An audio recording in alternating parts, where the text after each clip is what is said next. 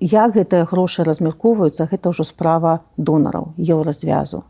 Мы ведаем, што там большасць гэтых грошай ідзе на падтрымку праваабаронцаў і на падтрымку медыяў.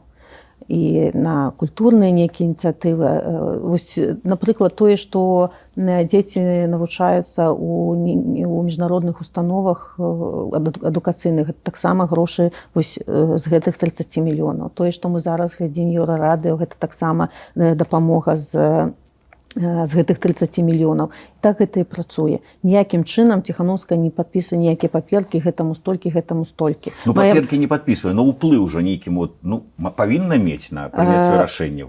Паглядзіце, у гэтым годзе, як і 2 гады таму, мы усімі арганізацыямі, арганізацыі скаардынавана прадставілі дакумент Еўразвязу, якія патрэбы беларускага грамадства.